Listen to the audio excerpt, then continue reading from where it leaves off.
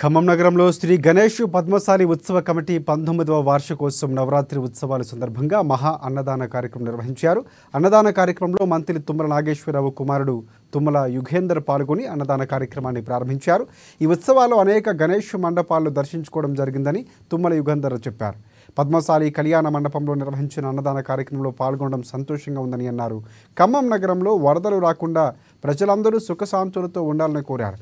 ఈ కార్యక్రమంలో తెలంగాణ రాష్ట్ర పద్మశాలి సంఘం అధ్యక్షులు అన్నప్రసాద్ దాత, ఉత్సవ కమిటీ సభ్యులు పాల్గొన్నారు.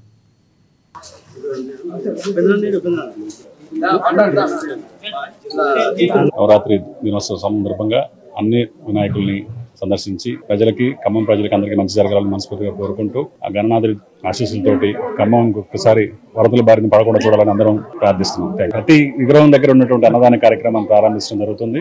ప్రజలందరూ కూడా మంచి జరగాలని, ఖమ్మం జిల్లాకి మంచి జరగాలని మనస్ఫూర్తిగా కోరుకుంటున్నాం. సుమారుగా 19 సంవత్సరాల నుంచి చేస్తున్నాం. కరోనా అప్పుడు చేయలేదు. అంటే 20 సంవత్సరాల నుంచి కూడా గణేష్ యొక్క పద్మశాలి సంఘం తరపు నుంచి నవరాత్రులు చేయడం జరుగుతుంది. నవరాత్రుల్లో కుంకుమ పూజ కార్యక్రమం, సరస్వతి పూజ కార్యక్రమం పిల్లగాళ్ళకి, అదేవిధంగా మహా అన్నదాన కార్యక్రమం, లాస్ట్ రోజు ఊరేగింపు కూడా బ్రహ్మాండంగా భారీ ఎత్తున మేళ తాళాలతో స్వామివారి నిమజ్జన కార్యక్రమం అనేది చేస్తున్నాం. ఇక్కడ ఫండ్ కూడా మా పద్మశాలి కమిటీ నుంచి, మా పెద్దల నుంచి, కుల పెద్దల నుంచి స్వీకరించి వారు ఇచ్చిన ఫండ్ తో ఈ యొక్క కార్యక్రమం అనేది విజయవంతంగా చేస్తున్నాం. గత 19 సంవత్సరాలుగా కార్యక్రమాన్ని ఇక్కడ నిర్వహిస్తా ఉన్నారు.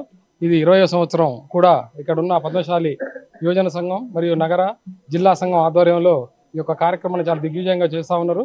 ఇవాళ అన్నదాన కార్యక్రమాన్ని చేశారు.